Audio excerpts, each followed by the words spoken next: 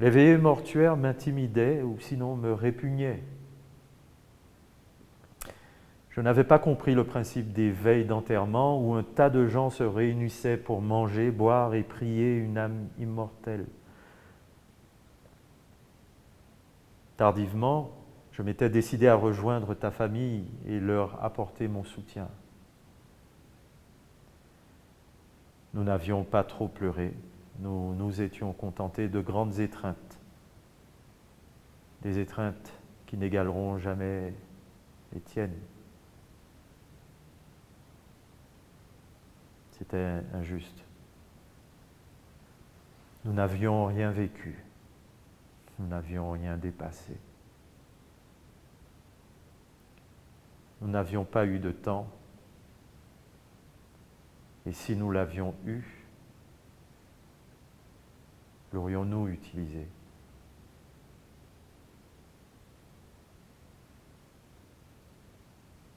Michael? Des poings frappaient sur la porte d'entrée. Mika, ouvre! C'est Ingrid.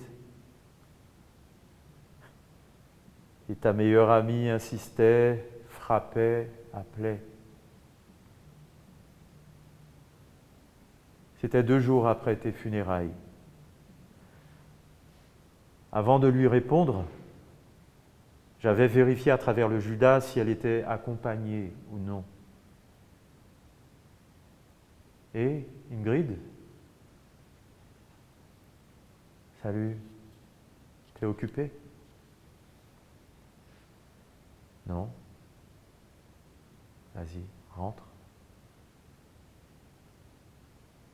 J'avais vraiment besoin de te parler, avait-elle murmuré en s'introduisant dans le salon. Chris m'a précisé que tu vivais avec lui depuis... Je t'écoute. Enfin, mets-toi à l'aise. Trouve une place. Désolé, je n'ai pas encore rangé. Michael, est-ce que tu étais au courant? Le ton grave et ferme qu'Ingrid avait eu à ce moment m'avait torturé. Pourtant, je ne savais pas encore que les minutes qui suivraient m'emporteraient dans une obscurité totale. Des larmes avaient coulé sur ses joues roses. De quoi tu parles, Ingrid? Mel, avait-elle bredouillé. Mel, elle devait te parler de quelque chose. Putain, Ingrid, parle. Parlez, ou qu'à faire en paix.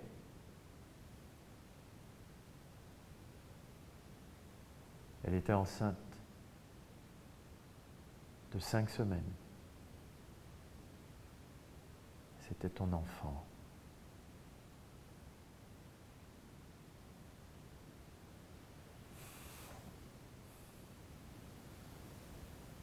Je dois te parler. Je te rejoins tout de suite. C'était ton message, c'était ce que j'avais manqué, c'était ce que j'avais perdu. Toi et notre enfant, le fruit d'une union. Existait-il un sentiment plus destructeur que l'abandon? L'amour était-il rancunier? Je te maudissais, je te désirais avec la même intensité. Avec le même degré, nous nous étions aimés, sans le dire.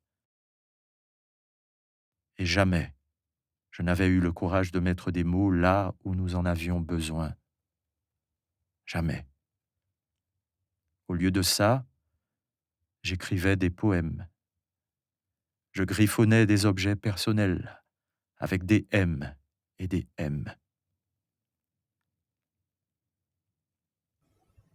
à tous les coups de foudre d'une gare agitée, à tous les amants aux histoires farfelues, à tous les amours séparés par orgueil, à toutes les femmes qui aiment, à tous les hommes qui chérissent, au monsieur de la boutique haïtienne du coin, à la madame veuve qui n'ouvre jamais portes et fenêtres, à ceux qui connaîtront la passion uniquement sur une toile.